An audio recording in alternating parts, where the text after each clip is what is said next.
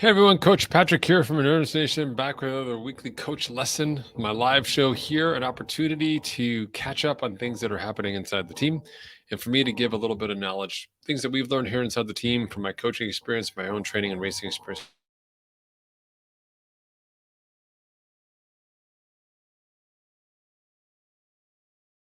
Talk a little bit about the value of overreaching with a challenge. So there's a couple different things at play here that I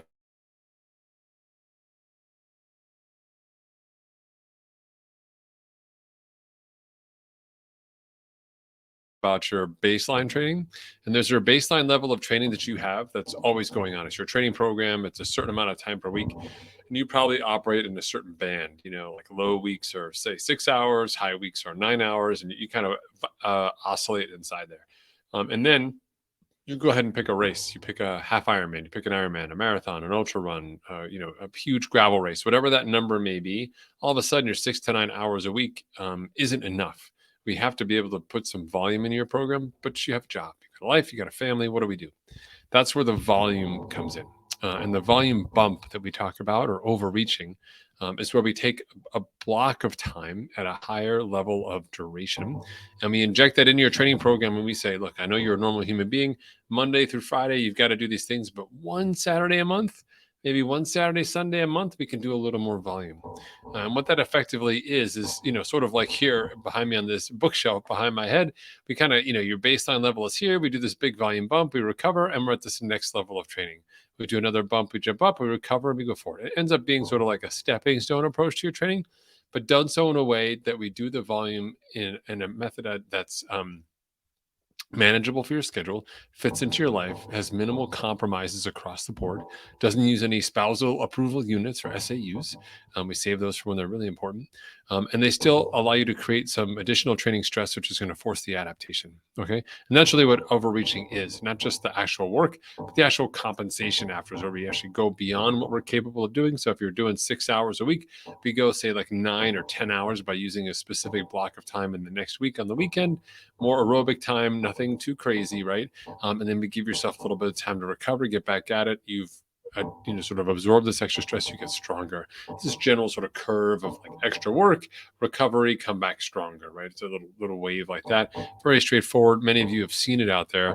You may not have experienced it yourself because it doesn't make sense when you talk about volume. You say, I can't do those things. The truth is that you've been doing it a long time already, simply through your races. You'll do, a sprint to an Olympic or two Olympics before a half or some version of that. You're already doing specific weekends dedicated to an exercise designed to improve your performance.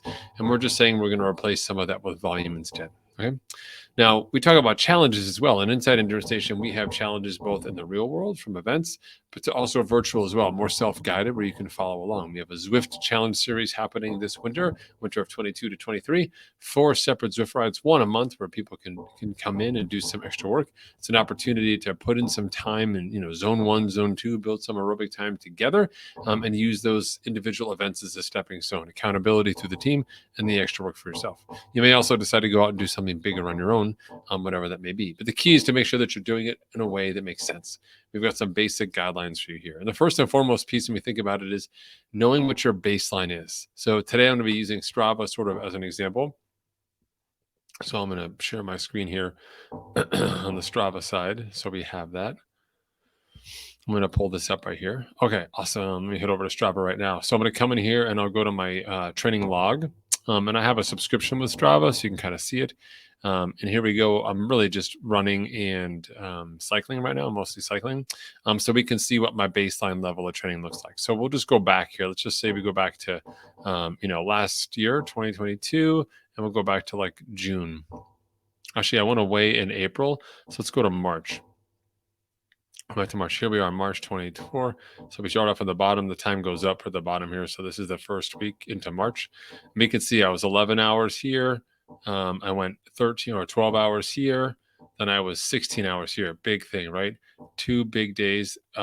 This is our Arizona spring volume camp actually that I did. Totally forgot. Totally forgot that I did that camp. Look at that. Forgot about Arizona. So 2 big bike rides in this. So you can see in here, I had sort of a baseline. I took this off for skiing and recovery week, whatever. And a little bit of lighter week. I think I was kind of sick and everything before, but I've been sort of in this time range of 11 to 12 hours of time. And then I came in and did more.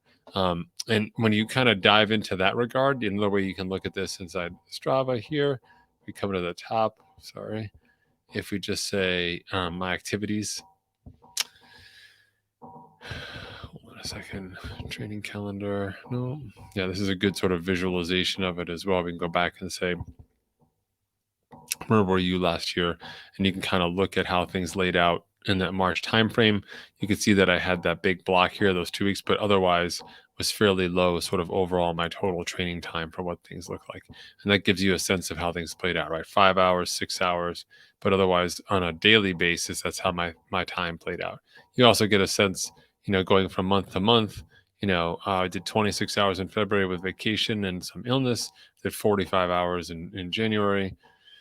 See what I did. If it shows us December, 53 hours in December. So did some regular sort of training with bigger weekends, etc. And so what happened was, as I was getting ready for my trip to Mallorca, this camp here in Arizona presented itself. So I was able to do some additional work, right? So I went from like a general week to a much bigger week, which is a big deal in terms of the time sort of accumulated by me. So go back here, go back to March. And the differences you'll see here is like the allocation of how things worked, right? So I'm doing some serious work here, putting in my time on my hang on ride, some high intensity work, and additional time here to get ready. And then I go out and do this long ride here. I missed day one. Actually, it's supposed to be 3 days of ride, but I missed the ride because my bike didn't make it. So I had to go back out and do it. And here you are checking out this ride. Estimated low wattages here.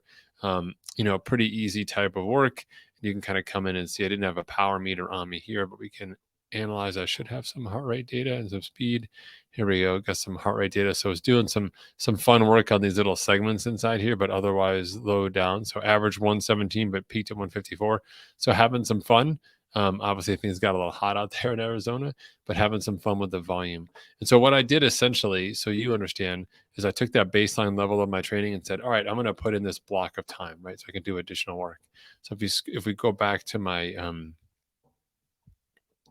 training, I'm trying to figure out which one it is that's the best version of that. Let's go back to it. I think this is the best possible visualization. So here I did some long rides indoors in Zwift. Here I did my long rides on this camp weekend. Then I went away to Mallorca in April for a couple big hours. So I added like 10 extra hours, and these were back to back to back rides. Came back to normal training and added my 2 big weekends here before I went into the rest of my year. I didn't have any events, like aside from some cycling races and stuff like that in August. So it wasn't a big year, but this is my traditional build up. So you can see you go from one big block on a weekend here to doing a double block weekend here with this mini camp to a longer block weekend as well here in April. And you can see that there was like a 5-hour ride, followed by a 6-hour ride, followed by 4, by 5, by 2, and then by 6 again. And these were, big sessions in here. Day 6, right? 3 out of 4. So now if we were totally toast by the end of that ride, saved by a bag. I was freezing to death on this off day. We fixed a bike chain on this day, but lots of mega work here as well. And the point being that there's opportunities in here, but we always start from what those baseline levels are. And I think these visuals kind of give you a good sense of how to kind of go through that process. Okay. The next piece that we want to think about here is setting a tangible target. And this is really important. And a huge part of this comes down to, for me, comes down to understanding what your target is, right? So for me, going out and doing 16 hours in a week or 17 hours in a week is, just really sort of 30% more than I'd already been doing. And I was doing most of it on the bike. So that's like a stretch for me that complemented the work that I was going to do in Spain, but allowed me to do some additional work. So choosing a challenge that's going to emphasize the work. We generally recommend doing challenges on the bike or some other non-weight bearing modality or mixture thereof, rowing, elliptical, some version of something that's not going to add too much pounding to your body. And that allows you to get in the aerobic time without the associated physical cost. So doing some math on it, take your baseline and say, If you're training for an Ironman that has a 6-hour bike, and you've been riding somewhere in the neighborhood of 4 to 6 hours in a course of a week, you could go out on a challenge ride and sort of double that. Go to 9 hours for that bike for that challenge week, just to challenge yourself at a weekly level, not at a specific go out and ride 6 hours that first day because you're not ready for that yet. But block out more time by saying, hey, I'm going to go 3 hours on Friday and then 4 hours on Saturday. I'll do 7 hours and 2 other 1 hour days. I go from 4 hours to 9 hours. I've doubled my weekly volume, and it's a good stepping stone moving forward. So we want to be rational about the choices we're making and have them be specific as possible to what our target race goals may be. Okay.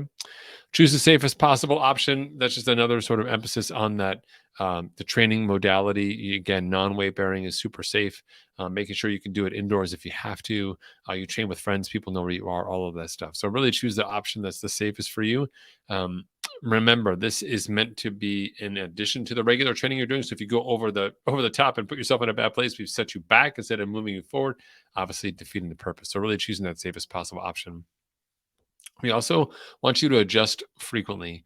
And so getting out to the camp and saying, what can I do instead is actually really important. So when you have a training block or you're going to overreach with a challenge, you may have some goals associated with it, but we want to have, strong goals, but they should be loosely held. So if you start doing that workout, you say, I'm going to, I plan to do 6 hours on my bike at this heart rate number, this power number, and you go out and start doing it and it becomes too hard, dial it down. Like it'll still be a challenge. You're going to do the time, but we don't want it to be so challenging that it's going to make consequences for you later. So always be adjusting, evaluate, figure out. And if you're doing like a longer challenge, like say 5 hours on a given day, or a combination like 3 hours and 3 hours on back-to-back days, or 3 in the morning, 3 at night, or whatever challenge you come up with. And we've got all those challenges here inside Endurance Nation. We're always sort of making choices, making sure that we're staying within the realm of what's possible, so we can still achieve our total time goal by adjusting intensity, adjusting conditions, etc. Another X factor that typically derails people is the weather. If things are starting to go south for you, and by that I mean cold, north, bad weather, whatever it may be, adjust that out, because we don't want to put you in a position when you're immunocompromised to be overreaching and then in a bad place for the long term as well. Okay. And last but not least, the easy mindset hack for you to think about that kind of like helps to make all the decisions super easy. What would, what did I say here? Because I'd rather, what would next week say? And what would next week me say about me today? Right. So looking back on this week, future you, are they going to say this was a good decision or a bad decision? So not just do I or do I not want to finish this workout. Endurance athletes are super binary. Like the answer is yes. Like I want to do it. Should I do less or more? Want to do more? Should I do, should I take one salt pill or take 4 salt pills? 4, 1 cup of coffee or espresso. We're always choosing more. But what we don't always do is make decisions that benefit our future selves. And so one of the ways that we can do that is to put ourselves in that context of saying, what would future me say?